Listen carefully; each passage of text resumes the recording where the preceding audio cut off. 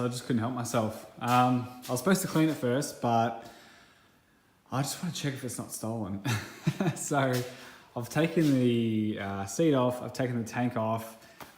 Yeah, I guess this bike was made at the time before seats were easy to remove, because it actually takes removing some bolts to get it off. It's not just one of those slide jobbers that you see on modern bikes. But yeah, I've taken the seat off, taken the tank off, hoping that there'd be some sign of a compliance plate, because there's nothing on the neck of the frame. What can you see in there? There's no sticker on there. There's no remnants of any sticker. There is a chassis number I've found on the side here, but for whatever reason, with Vic Roads, the road authority in my state, there's no record of this of that number.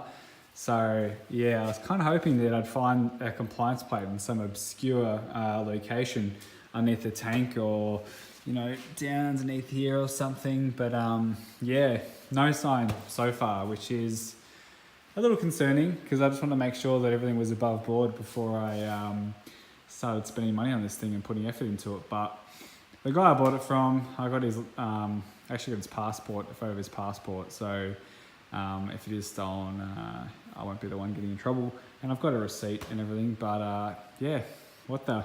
No compliance plate. Huh. It's been a long time since this thing's had a service or anything like that. You can see we're already picked at it. The air filter's completely just fallen to bits. Not surprising, but confirmation that the bike's been sitting for a long time, in case, you know, if there was ever any doubt. All right, so I think that's going to do it for the night.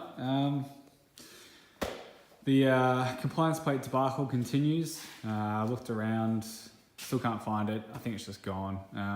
I've managed to find the engine number, just cross-reference that with the chassis number, and they're the same, so that's a good sign.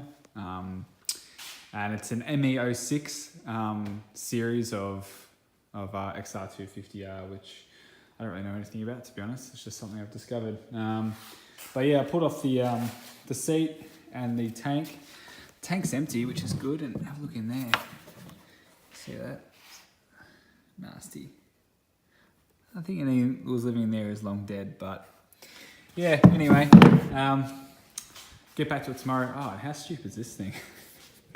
It's like a mullet for a motorcycle. Anyway, yeah, back at it again probably tomorrow if I have time, otherwise in a couple of days. But yeah, I'll have to wheel it outside and have the pressure washer and give it a good clean and go from there.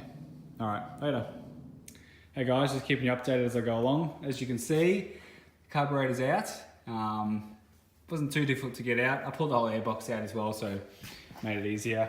I've got it on the table, and I was recording, but it wasn't until I realised I pushed photo instead of video that, yeah, it didn't record. So anyway, popped the float bowl off, and surprise, surprise, it's absolutely disgusting. I don't know why. I hold hope that it wouldn't be disgusting, but it is. But that's okay. I was going to go through it anyway and clean it all up. This just means I will be a little more thorough.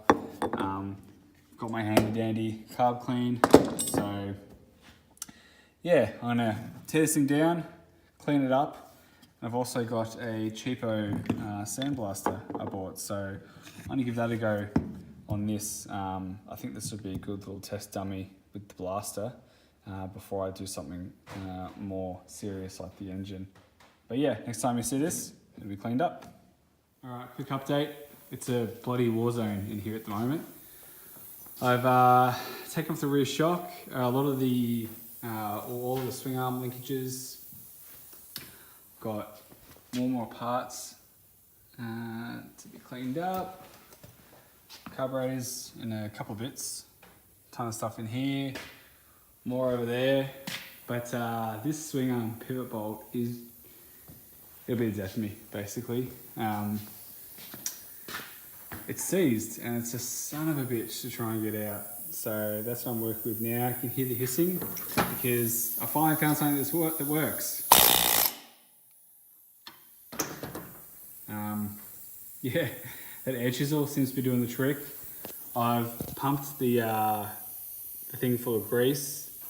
I was able to turn it, turn the bolt around, but it wasn't moving. But I'm just basically persevering. with this air hammer at the moment. It was like it's still hot.